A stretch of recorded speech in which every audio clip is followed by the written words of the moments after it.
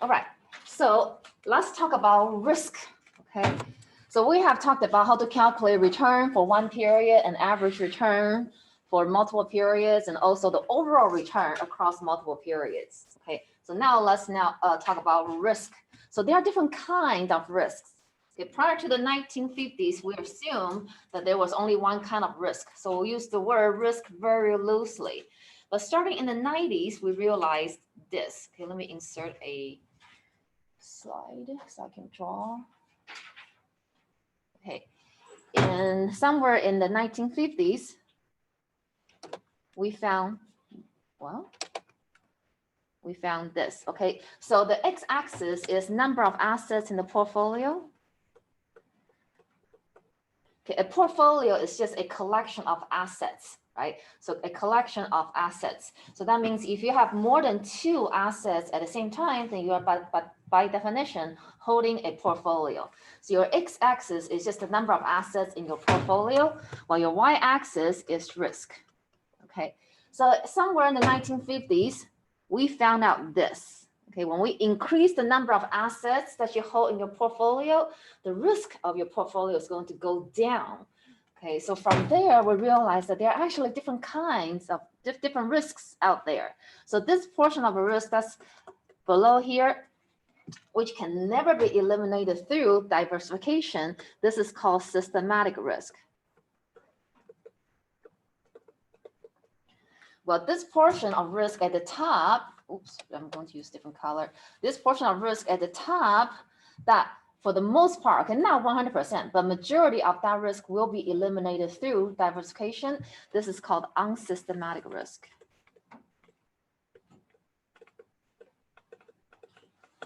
So pay attention to what I said. Okay, not 100% of unsystematic risk will be diversified away. Just majority of it. Okay, majority of it. So this is when we realize that there are actually different kinds of risk. Okay, we should not just use the word risk very loosely. So this risk that is being specified in the y-axis, what kind of risk is that? That risk is now called total risk. Okay, total risk. So we can say that conceptually, okay, conceptually, total risk can be decomposed into 2 other kinds of risk. One is called systematic risk, and one is called unsystematic risk. Okay, so total risk conceptually equals to systematic risk plus unsystematic risk, even though we use different statistics to measure each different risk. Okay. So specifically, how do we measure total risk and how do we measure unsystematic risk? So we don't typically bother with unsystematic risk because most of the unsystematic risk will be eliminated when you have a well-diversified portfolio. Okay, so we find that typically, well, depending on which study that you look at, okay, and which sample period that's being used in the study. So some say 26 assets is enough, some say 28, some say 32 assets. So roughly, we can agree that when you hold roughly 28 assets in the portfolio, you'll be able to eliminate majority of the unsystematic risk. Okay, majority, not 100%.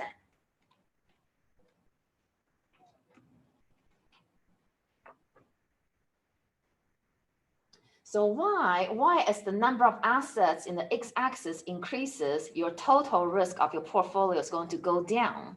Why? So let's look at another graph. Okay, so in this graph, the x-axis is time, while your y-axis is your return. Okay, that holding period return. So when you make money, your return is positive, and when you lose money, your return is negative, right? So in the middle of here, the y-axis, I have 0% because return can be either positive or negative.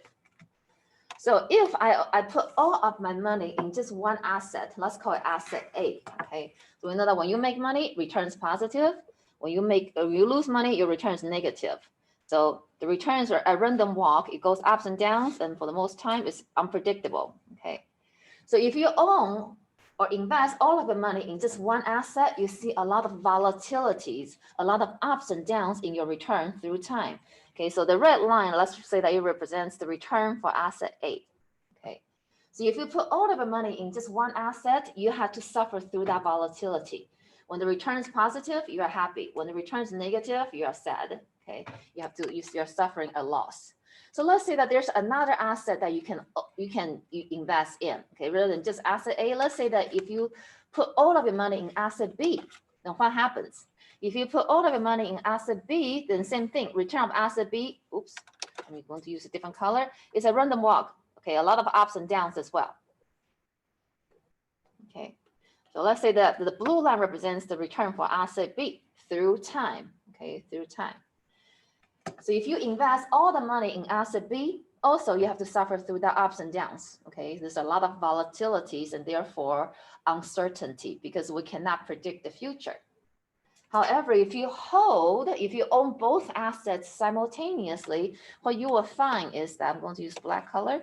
Okay, so sometimes you see that when the return of one goes down, the return of the other one will go up. Okay, you see that the red one goes down and blue one actually goes up. And we have another here. When one goes up, the other one goes down. When one goes up, the other one goes down. Okay, so it's when the returns of these two assets move in the opposite directions, they will cancel out one another, and therefore, there's less volatility when the ups and downs at the same time canceling out one another. So if you hold both assets at the same time, you're going to end up with a smoother return overall through time. So the black line represents the return of your portfolio.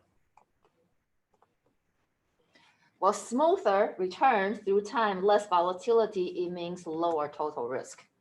So as the number of assets that you hold in the portfolio goes up, right, rather than holding only 2 assets, if you now hold 5 assets or 10 assets, as the number of assets goes up, then it's more likely that the return, when the return of one asset goes down, it will be offset by the return of another asset that goes up. Okay, so higher the number of assets in the portfolio, the more likely that the negative return will be canceled out by a positive return from another asset. So you end up with smoother return for the portfolio through time. Smoother return means less volatility, less uncertainty, and therefore lower total risk. So it's this logic that help us to learn how to calculate the total risk. So your total risk measures exactly this, that volatility through time. And how do we measure volatility? We'll use variance and standard deviation of your return, okay? So we need to first of all calculate your return.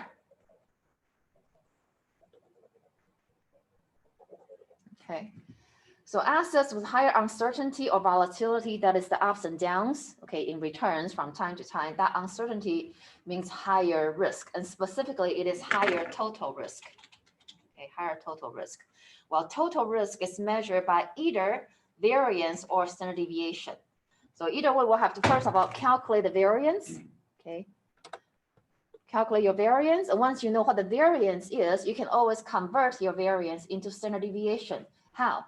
Your standard deviation, just using the initials, is always just the square root of your variance, right? And that's why we say that you can use either one of these 2 statistics to measure total risk. Because if asset A has higher variance than B, it is also going to have higher standard deviation than B, right? Since standard deviation is just the square root of your variance. So either one of these 2 statistics can be used to measure total risk, even though standard deviation is preferred. Okay, standard deviation is preferred, but they measure the same thing.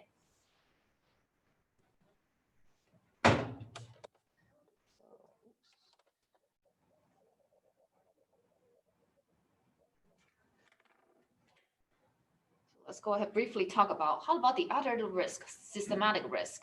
So while systematic risk is measured by a different statistic, and that is, in the introduction, we'll typically just call it beta, but specifically it should be CAPM beta, okay? Because there are actually many models out there that have beta. Well, the one that we want is the beta in the CAPM model, okay?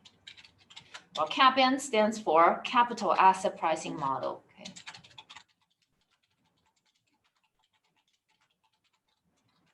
And we will review the CAPM equation again in the next chapter, but you should have learned that in Finance 330 as one of the very easy models, one of the easiest financial models out there. So conceptually, you must know how to measure total risk and how to measure systematic risk. Okay. Then we're also going to know how to calculate those statistics rather than just how to interpret. And also note that the higher number means higher risk. So for example, if you are comparing two assets, let's say standard deviation for asset A. So standard deviation is typically notated by sigma. Okay, standard deviation for asset A versus standard deviation for asset B. So if standard deviation for asset A is, let's say 5%, while standard deviation for asset B is 6.5%, guess what? The higher number means higher risk. Well, since standard deviation measures only total risk, by comparing these two numbers, we can conclude that B or asset B has higher total risk. Okay. So if you want to decide which one of the two assets has higher systematic risk, again, higher the number means higher risk. So if I have, let's say, beta for asset A versus beta for asset B, okay, so I'm going to intentionally do it this way. So A actually has higher systematic risk. So let's say A has a beta of 1.2, while B has a beta of 0.98. That's 0.98. Okay, this part of the screen is not working. 0.98. I'm moving downward. Okay. So let me move everything downward. Okay. So since we know that the beta measures only systematic risk, So if I want you to tell me which one of the two assets has higher systematic risk, it is the one with higher beta. So it should be asset A. So here it shows you that just because asset B has higher total risk, it doesn't necessarily mean that B also has to have higher systematic risk. It could, but it doesn't have to be. Okay, in this case, asset B has higher total risk, while asset A has higher systematic risk. So higher number always means higher risk. A different statistic is used to measure different risks. Okay. So let's now do the actual calculation. Okay, we're going to use the same information that we used before to calculate our variance before we take the square root of the variance to convert it into standard deviation. Okay. So I'm going to delete this since you should already have it in the notes. Okay. So before you can calculate variance, we need to first of all find your average. Okay, this average return is just your arithmetic average, okay, or simple average. Okay, arithmetic or simple average. And if we have this four return information here, then to calculate the simple average, all we need to do is to add the returns together, then divide the numerator by the sample size. Okay, in this case, T is the sample size, which is 4. So if I want to plug in the actual numbers, adding those numbers together, 0.1 minus the 0.05 plus 0.20, then plus 0.15. Okay, so add the 4 returns together, divided by the sample size, which is 4 observations. Then you should end up with 10% return. So this asset earns, this is annual return, right? It earns 10% return per year.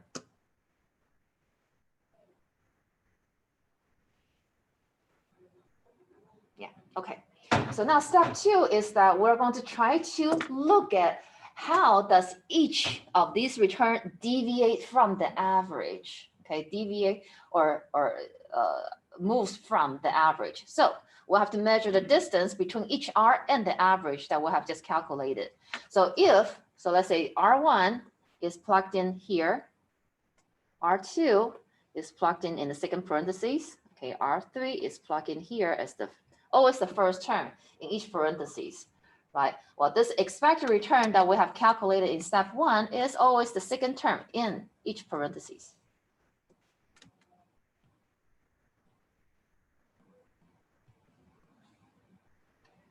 So in this particular equation, we know, well, let me move up, okay? So sigma squared, which is variance, okay? Sigma is standard deviation, while sigma squared is variance. And we're only calculating for one asset at a time. So A represents an asset, okay? For one asset in this chapter, because we're gonna start with simpler calculation. Then we'll talk about portfolio variance calculation in the next chapter. Okay, so your R1 is, in this case, 10%, so 0.1 minus the average, which is also 0.1. Your average, we calculated that in step 1. So we have, make sure we have to square that. Then we plus the same thing for the R2. We have to use R2. Your R2 is negative 5%, so that's negative 0.05 minus the average, which is 10%. Then to make sure that sometimes the deviation, so if you look at the equation, if your R turns out to be higher than the average, this term in the parentheses will be positive. But if your R in the parentheses is lower than your average, then this term in the parentheses will be negative. Now, to make sure that the positive deviation and negative deviations, when you add them together, they won't cancel out with one another. Right? What we're looking at is how do the returns deviate from the average, okay, in the term of distance rather than in positive versus negative. So once we find that deviation, we always want to take the square of the deviation to make sure that every term is positive before we add them together. Okay, so that the positive deviation and negative deviations won't cancel out with one another. So make sure to always have a square outside of the parentheses. So we'll have just 2 more. So in the third parentheses, we'll have R3, which is 0.2. Then we minus the same average, which is 0.1, and we'll square that, plus the fourth term, this is R4, which is 0.15. Okay, this one here, minus the same average, and we'll square that. Okay, so now once we get this number, we're not done, okay, because we need to solve for the average of those deviations. So we'll have to divide it by sample size minus 1 degree of freedom. And you use sample size minus 1 degree of freedom. That's because we assume that we have sample data. Okay, we use sample data in the analysis. And in the real world, 99.99% of the time when you are doing some sort of calculation or analysis, regression, whatever that is, you will be using sample data. And we rarely ever use population data. Because population data by definition means that you have all of the observations out there ever since the existence, of the company. And especially when you're looking at a company that has been in existence for a long time, 20 years ago, well, the performance that you see from 20 years ago doesn't necessarily translate into what is going on right now. Okay, the society is changing drastically and in a very fast pace. Okay, so we rarely ever use population data. Okay, in that case, we always have to use sample size minus 1 degree of freedom. But if you were to ever use population data, then you simply use T without having to minus 1. Okay, but the truth is that when sample size is so large, what we know is that the sample moments will always convert to population moments. And whether you divide the whole numerator by 1,000 or 1,001, the difference is so small that you can literally ignore that. Okay, so we have 4R, so we need to divide that whole thing by 3. Okay, so 4 minus 1 will give us a denominator that's equal to 3. Well, let me bring up my calculator so we can actually plug in the numbers.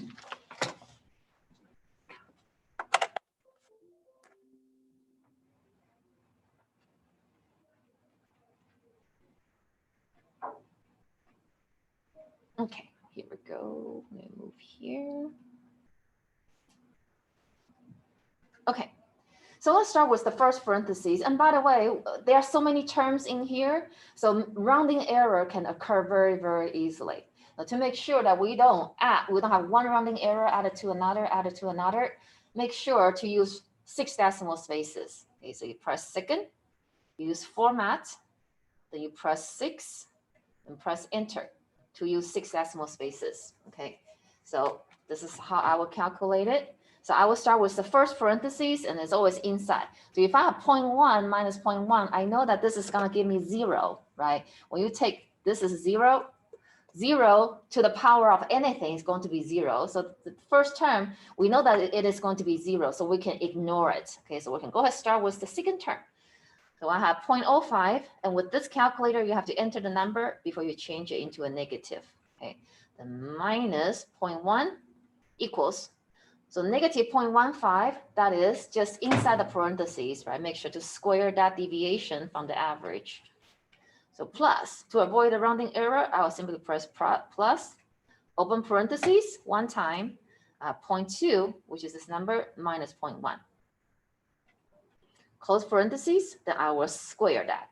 Okay, so when I press equal, then these two terms are added together for me already. Then I will simply press plus, open parentheses, then now 0.15 minus 0.1. Okay. Close parentheses, and I will square that deviation from the average. Okay, so this is the third term. So when I press equal, I have 0.035. And that's just the numerator. Okay, so now I'm going to divide it by the sample size, which is 4, then minus 1. So I divide it by 3. So that gives me, did I miscalculate somewhere? 0.011667. Let me double check.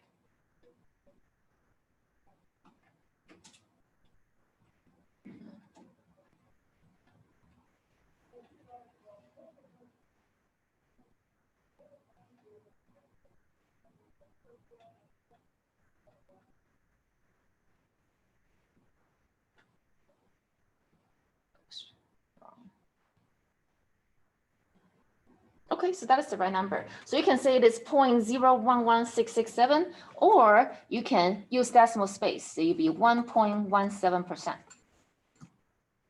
Okay, now this is your variance. So if the authors want you to solve for the standard deviation, what do? We know that the standard deviation here, standard deviation is just the square root of your variance. Okay, so all we need to do, if we have to solve for standard deviation, we take the square root of this number. So I will use the output from my financial calculator, and I simply press here. This is the square root function. I press it 1 time, then I'm done. Okay, so you can say it is 0.1080, or you can say preferably 10.8%. Okay, as the standard deviation. So now this is the standard deviation of one asset. So this is how you will calculate variance and standard deviation if you have historical return information. Okay, because how you calculate variance and standard deviation, it really depends on what kind of data that's being used. So with emphasis, I already bold-faced it and change the font to red color. So this is with historical information. Okay, we're looking at what has actually happened in the past. And also historical information is also known as exposed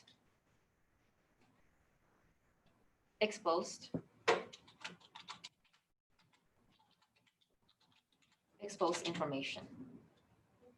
So depending on which textbook that you're using, at higher level, we almost always use the term exposed information rather than historical information. So you're looking back at what has already happened. Okay, so what actually happened in the past. So if you're using historical information to do the analysis, this is what you would do.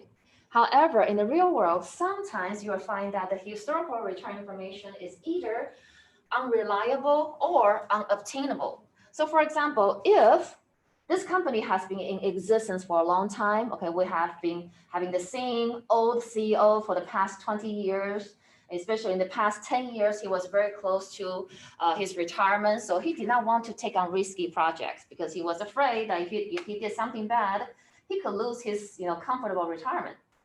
So for the past 10 years, he has been pursuing low risk, low return projects. And now this old CEO has retired, and we hire a much younger CEO, much more ambitious and aggressive CEO who pursues high risk and high return investments. So in this case, if the style of management of the CEO has changed significantly, then chances are you should not use the historical return performance to predict or to project into the future. Okay, so in that case, you have to use projected information rather than historical information, which we'll talk about on the next slide. Okay, or sometimes maybe you're looking at a very young company, a high growth company, and it was a private company for a long time, but it just had its IPO last year or a year and a half ago, right? So when it is still a private company, it does not have any stock traded in general public. So there's no way you can obtain the price per share information, right? But once it has an IPO, it has stock prices, that's traded in the general public. So we can finally have dividend information and price information.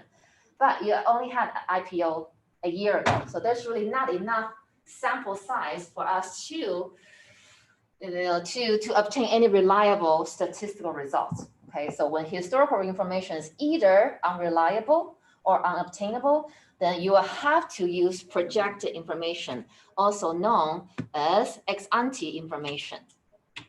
Okay, ex ante information. So in that case, because the data is different, your calculation also has to be different. So when you have projected information, how do you calculate your total risk? So your total risk will still be measured by using variance and standard deviation. Okay, but the calculation is different. Okay, so in this case, the projected information is also known as the ex ante information. Okay, so we project that if we have a really good economy, and our projection says that, well, we believe that there's 20% chance we'll end up with a good economy. If we end up with a good economy, this will be our actual return, 35%. Okay, and there's 65% chance we'll end up with an average or a normal economy. When that happens, this will be our actual return. We earn 16% return in a year. But there's also, some probability that we'll end up with a bad economy or recession. And what will be the probability here? So we need to know that when you sum all of the probabilities together, you should end up with 100%. So if these two probabilities added together gives us 85%, then that implies that the probability for the bad economy should be 15%. Okay, so you should be able to fill in the blank easily. Okay, so the very last row here tells us that there's 15% chance that we'll end up with a bad economy. When that happens, this will be our actual return. We'll earn 5% return. So using this projected information, we can calculate, first of all, our average return, right? Just like earlier with the historical return information, step one is always to find the average return. Okay, notation-wise, it was notated by an R bar, okay, which is common notation for simple average. But now with projected information, this average is called expected return, as notated this way. Okay, we're only looking at one asset right now in this chapter because we're trying to start easy. So the sub A represents asset A. Okay, so just so we're clear that in statistics, if you have had any statistic before, you will know this. So statistics. When somebody says solve for expected value, what is that? Expected value means average. Okay.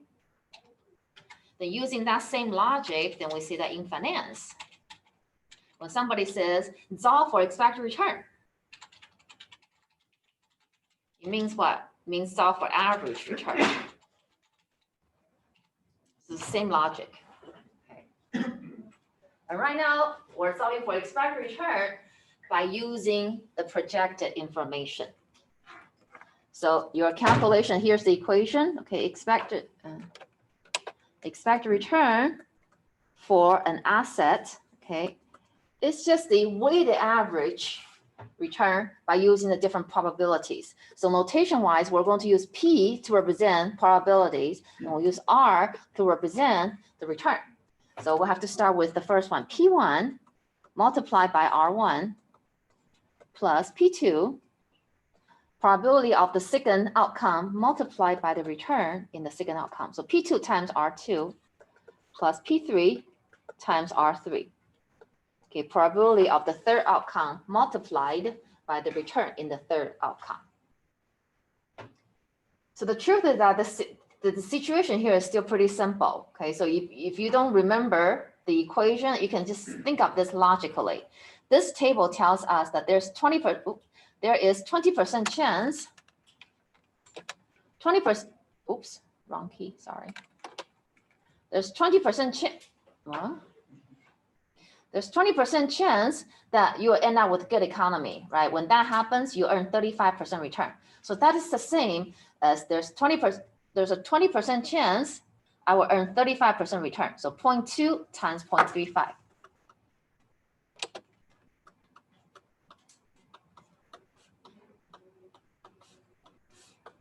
Plus, now next state of nature, there's 65% chance that I will earn 16% return. So 0.65 times 0.16.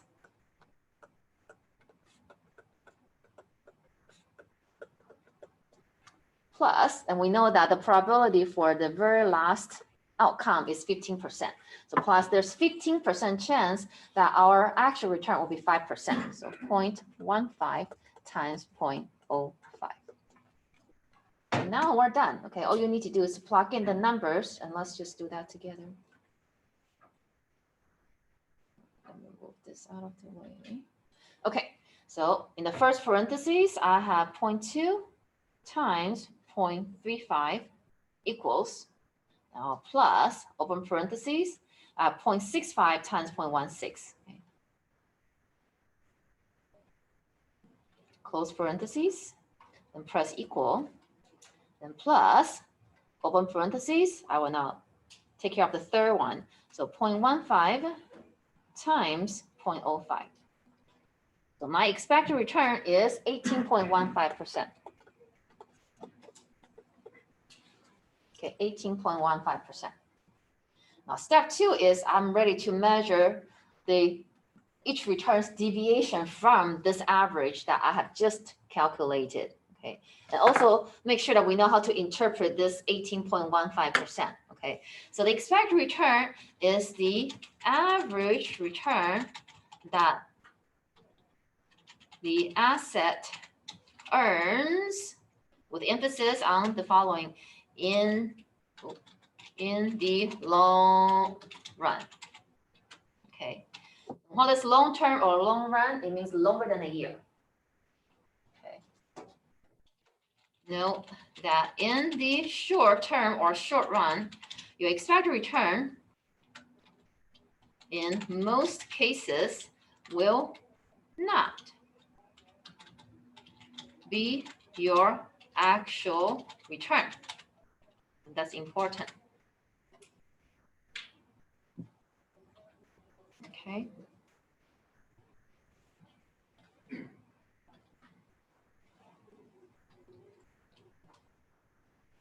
So in the long run, it means longer than a year. So that tells us, but if you look at this table closely, assuming that those numbers are all projected accurately, okay, so in the real world, each year, you can only end up with one outcome.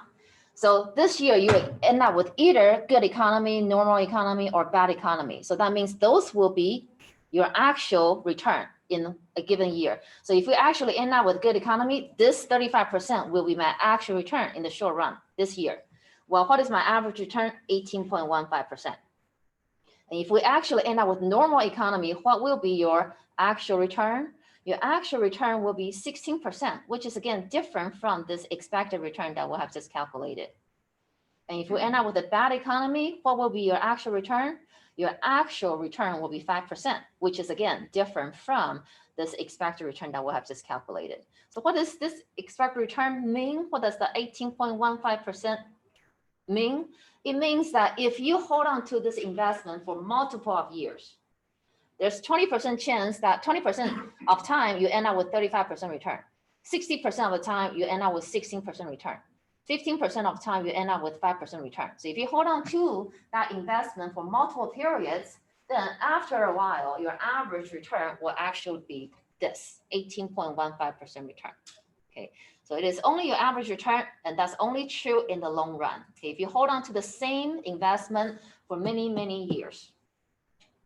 In the short run, if you only hold on to it for 1 year or one period, in most cases, your expected return will be different from your actual return. Okay, and that's a very important thing. Very important concept that we need to know. Okay, so now we have calculated for the average, also known as the expected return. So let's continue. We will calculate for the variance. Okay, so the variance is still going to be, so we're still going to examine how does each return deviate from the average. So just so we can continue with the calculation, I'll copy the number here. Okay, I'll copy the numbers here. Our expected return that we have just calculated is 18.15%. Okay, and I have probabilities here and I have returns here. Let me copy the numbers. 20%, 65%. Versus 15%, while the returns are 35%, 16% versus 5%. Okay, now to get space, I'm going to erase here. Okay, so how do you calculate variance of an asset with projected information? So the variance, here's the equation. Variance is again notated by sigma square. And when I use sub A, that means it is for an asset rather than for a portfolio with multiple assets. Okay. So we're going to apply the probabilities. So P1, that's probability for the first outcome. And we're still going to square that deviation from the average. Now your average is now called expected return. So that's the second term here, expected return for the asset. And the first term in each parenthesis, that will be your return in each outcome. So if you plug in P1 here, you have to make sure to use R1. Make sure to match the timing, okay? So plus, now we move on to the next scenario or next outcome. It'll be P2 multiplied by R2 minus that average. Again, that average is expected return. And to make sure that the positive deviation from the mean and negative deviation from the mean don't cancel out one another, we have to square that deviation each time. Okay. So just one more outcome. So P3 times R3 minus expected return of the asset square. Now, do we still have to divide the whole thing by sample size minus 1 degree of freedom? How do you think? No. We didn't have to because we're already solving for the weighted average deviation. How do we solve for the weighted average deviation? By applying the probabilities. Okay, when you apply the probabilities here, you are already solving for the weighted average deviation. So we do not have to divide that whole thing by sample size minus 1 degree of freedom again. Okay, so let's now just plug in the numbers. P1 is this number, 0.20. Multiplied by R1, that's 0.35, minus the average that we calculated from step 1, 0.1815. Make sure to square that deviation. I will move downward, okay? So P2 is 0.65, multiplied by R2, which is 0.16, minus the same average, 0.1815 squared, okay, plus P3, which is 0.15, times R3, 0.05, minus the same average, 0.1815 squared. Okay, so with those numbers, what would you do? I would say this is what I do to avoid rounding error. Okay, step 1, I take care of what is inside the parentheses. Step 2, I will square that. This is step 2. Step 3 is I multiply it by the probability. Okay, so let's try that. Move my calculator here. Okay, so step 1, take care of what is inside the parentheses. So I have 0.35 minus 0.1815. I have to press equal first. Okay, before now step 2, I take the square of this number. So square is just here, x squared. Step 3, I'll multiply by the probability, which is 0.2. So times 0.2 equals. So that whole first term together, I have 0.005678. Then I'll continue with the same thing for the next outcome, right? So plus, and I need to use 2 open parentheses here, okay? So I'll press 2 open parentheses. If you're not sure whether 2 is enough, it is okay to use too many. So let's say I'll use 5, 1, 2, 3, 4, 5. So again, we'll start with first of all, inside the parentheses, I have 0.16 minus 0.1815. So I need to first close the parentheses for the first time before I square that deviation. Then I will multiply it by the probability. So times 0.65. Then I will close the parentheses for the second time. So I have open parentheses 5 times and close parentheses only twice. Would that be a problem? No. So when I press the equal sign, everything will be closed for me. Okay, so I still have 3 open parentheses that were not closed, and that's okay. Now, once I press the equal, all of the unclosed parentheses will be closed for me. So I simply plus open parentheses. Now I know for sure 2 open parentheses is good enough. So step 1, inside the parentheses, 0.05 minus 0.1815. Close parentheses for the first time, square, multiply by the probability of 0.15. Close parentheses for the second time, then equal. So we're done. This is our variance, which is 0.008573. Or you can say, you can express this by using a percentage, right? So you can say it is 0.86%. So if you're being asked to find the variance, then you're done. But what if you're asked to solve for the standard deviation? Then all you need to do is just take the square root of this number. Okay, so I start with this output in my calculator, and I simply press the square root key one time, then I am done. So my standard deviation is equal to 0.0926. Okay, or you can say it is 9.26%. Okay, 9.26%.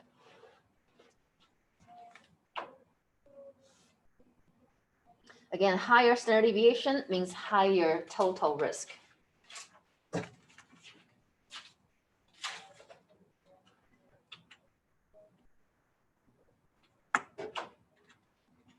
Okay, that's right.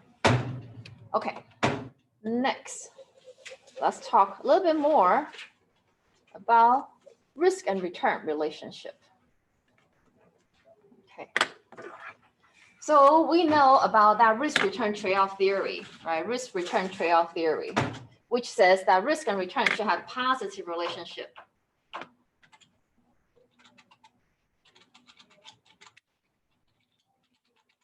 Right? It tells us that these two variables have a positive relationship in the long run. Okay, in the short run, risky projects means that when it does well, you earn a very high, very positive return. But in the short run, which is one period only, if it turns out badly, you can end up with a very negative return. So in the short run, there's no prediction of what kind of relationship that could exist between risk and return.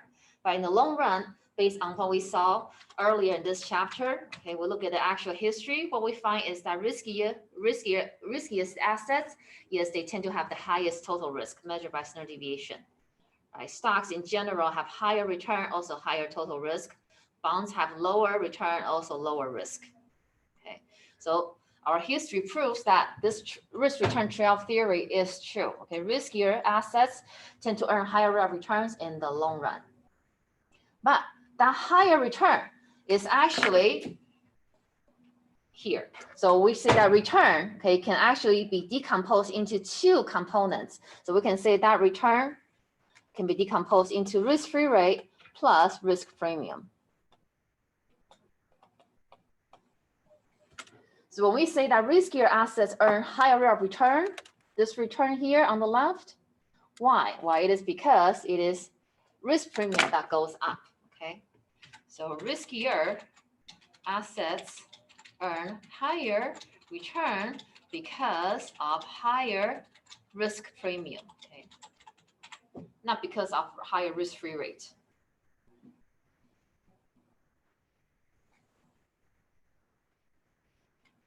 So when you invest in riskier assets or riskier investments, you earn higher rate of return because of increased risk premium. So if I need you to rearrange this equation to solve for risk premium, what do? You're going to move the risk-free rate to the other side. So we're going to minus risk-free rate on both sides. So based on that, we can say that the risk premium can be calculated as your percentage return minus your risk-free rate. Okay, so let's calculate for the risk premium for large common stock and small company stock on by using information on slide number 10. So I'm going to just copy the information here. So return of large company stock is 12.3%. Okay, that is obtained here. And return of small company stock is 17.4%. So I'm also going to need risk-free rate. Do I know where risk-free rate is? Or do we know where risk-free rate is? Is it given to us at all? We'll have T-bills here. Okay, T-bills are short-term debt issued by our government, federal government. And since our federal government has the power to print money, right? So we know that so when you invest in T-bill, it has zero default risk. So if the government promises you that it will pay you $10,000 before the end of the year, it will. Okay, because if it runs out of cash, it just prints more. Okay, since this is the safest investment that we can find, we call T-bills our risk-free assets. And therefore, the rate of return that you earn on T-bills are also known as your risk-free rate.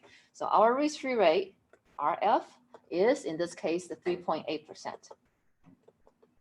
Okay, and that's the information I'm going to use to calculate for the risk premium now on slide number here, slide number 15.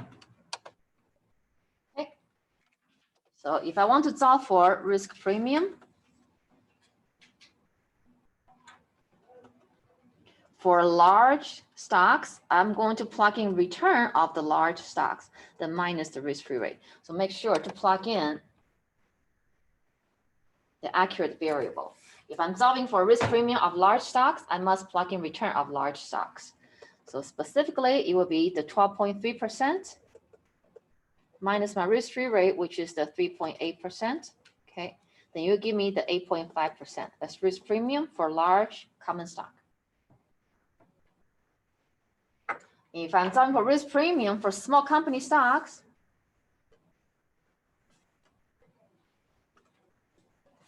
for small company stock, and I'm going to plug in return of small company stock, okay, then minus the same risk-free rate. So I have to use the 17.4% and minus the 3.8% risk-free rate, and that will give me the 13.6%. Okay. So small company stocks have higher risk, and therefore they also earn higher risk premium and higher return.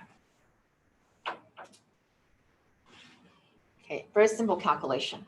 But we review how to calculate the risk premium because we're going to talk about these two particular variability ratio, also known as reward to risk ratios. So depending on which textbooks that you use, okay, those terms are interchangeable, or reward to risk ratios.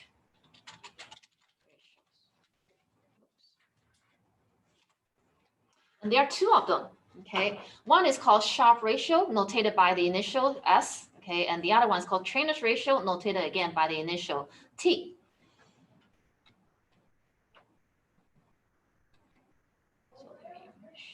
Down. Okay, Sharpe ratio and Trainer's ratio allow us to examine the performance of investments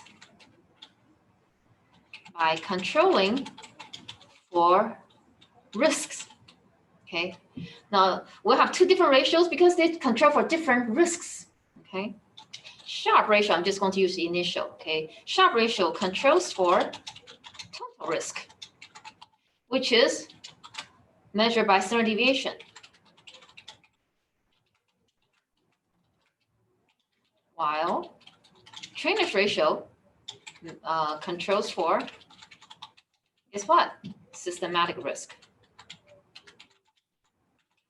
which is measured by kappa and beta.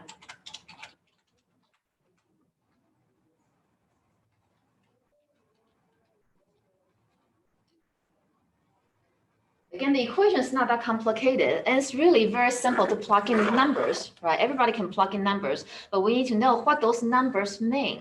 So once we have calculated, okay, the ratios tell us the risk premium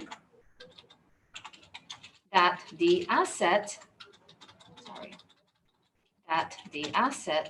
earns when when risk equals to 1. Using that logic, then how do we calculate Sharpe ratio? If Sharpe ratio measures risk premium, okay, so that's the numerator. Numerator is risk premium. How do we calculate risk premium? Our return minus the risk-free rate, right? That's exactly how we calculated for risk premium on the earlier slide, okay? So we simply start with the risk premium in the numerator, then we divide it by total risk measured by standard deviation. Our Trainer's ratio has the exact same numerator, okay? The return minus risk-free rate, Okay, so the numerator is always the risk premium, but trainer's ratio controls for a different risk. Which one is it? Kappa and beta, systematic risk.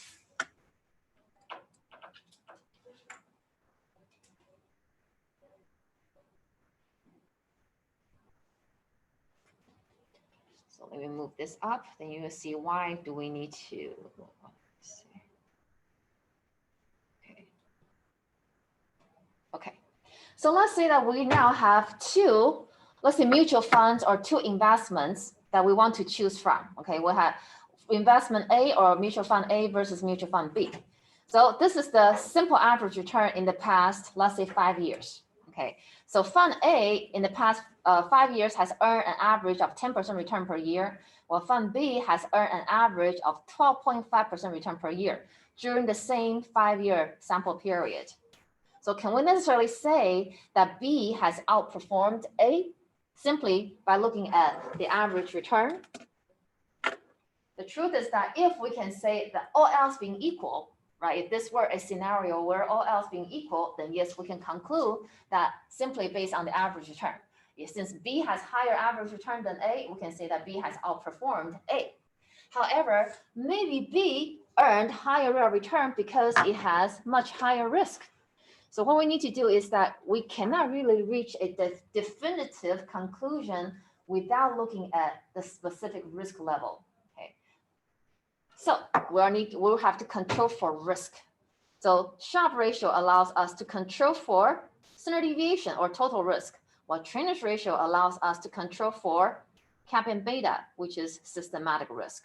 So once you have divided the risk premium of that asset by its own total risk, it tells you how much risk premium that the asset earns when the risk equals to 1. Okay, so Sharpe ratio tells you risk premium that the asset earns when standard deviation equals to 1. While trainer's ratio tells you the risk premium that the asset earns when beta equals to 1. Okay, when systematic risk equals to 1. So once you have control for the specific risk, we can now compare apples with apple. So if we actually plug in numbers, okay, so let's say Sharpe ratio for asset A versus Sharpe ratio for asset B. So for asset A, risk premium, which will be the return, 10% minus risk-free rate 0.038. Then we're going to divide it by the standard deviation of A, which is 25.21%. So 0.25 to 1. And we'll do the same thing to calculate Sharpe ratio for asset B. So in the numerator, it's the same risk premium. So it'll be return minus risk-free rate. Return is the 12.5%. Risk-free rate is 0.038 or 3.8%. Right, we're divided by the standard deviation of asset B, which is 32.84%, so 0.3284. So the Sharpe ratios that we get are, go for A, it is 24.59%, or for B, it is 26.49%. So you tell me which one performs better, okay? So this is how much risk premium that the asset earn when, this is Sharpe ratio, when standard deviation equals to 1. So given that both these tells us how much risk premium that this asset earns when total risk or standard deviation equals to 1, we can now compare apples with apples. Whichever gives us higher ratio means that it has performed better. Okay, higher number means better performance. So based on Sharpe ratio, B has outperformed A. Okay, because higher number means better performance. Given the same level of risk, higher number means higher risk premium earned given the same risk of 1. Okay. So let's calculate the trainer's ratio. Okay. So trainer's ratio, I'm going to move to the left-hand side. Trainer's ratio for A versus trainer's ratio for B. The numerator is the same, okay, risk premium. So for A, it is 10% minus the 3.8%. We're going to divide it by beta. Beta of A is 0.98. The trainer's ratio for asset B, same numerator, 0.125 minus 0.038. We're going to change the denominator to the beta of asset B, and it's 1.21. Okay, so trainer's ratio for A, it will be 6.33%, or trainer's ratio for B will be 7.19%. So the trainer's ratio tells us that when systematic risk or beta equals to 1, asset A earns risk premium of 6.33%. Same thing for asset B, when beta equals to 1, it earns 7.19% return as the risk premium. Okay, so again, higher the number means better performance. So trainer ratio also tells us that fund B or asset B has outperformed A. And we need to know both ratio because in the real world, we know that mutual fund managers often practice something that is called window dressing. Okay, window dressing, just like department stores. Okay, they dress up their display windows to look good. And mutual fund managers do that as well. Okay, they want to look good. So since they are required to disclose their performance by the end of each quarter, right? So we find that in the real world, oftentimes, especially those that underperform, they will try to manipulate the Sharpe ratio or trainer's ratio. So they cannot falsify the actual return in the numerator, right? They cannot falsify the R. And they cannot control for the risk-free rate because that's set by the government. So what they can do is they can artificially increase your denominator, artificially reduce the denominator in order to inflate your ratio, right? In order to look like they're actually doing better. So it's easy to manipulate the composition of your portfolio, right? To switch from high risk assets to low risk assets so that you end up with lower denominator and end up with a higher ratio. But it's easy to manipulate one risk measure, which means it's easy to manipulate one of the two ratios, but it's much, much more difficult to manipulate both risk measures simultaneously. And that's why we say that as a smart investor, you need to, before you decide which investment or which mutual fund has performed better, you really should calculate both ratios. So if both ratios tell you the same story or help you to reach the same conclusion, in this case, B has outperformed A, then you should be much more comfortable to actually believe that B has outperformed A.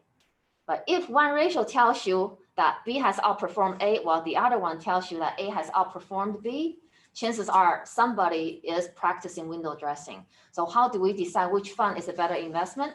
You add a few more funds in there, okay, to see if there's a pattern, right? So if B always end up with a persistent good performance, right? After you have many comparisons there, A, B, C, D, E, then chances are it is not manipulating anything. But if once you have many comparisons side by side, you'll be able to find the fishy one. Okay, that's doing something wrong. So that's all the time that we have, okay, for today. Dr. Lowe? Yes? Will we have the homework posted for this chapter today or? Yes, I can, but it's not going to be due until much later. Then yes, I should go ahead and make it available. Thank you for. Okay, and we're having a bonus quiz on Wednesday, is that right? Yes, Okay. so Wednesday will be our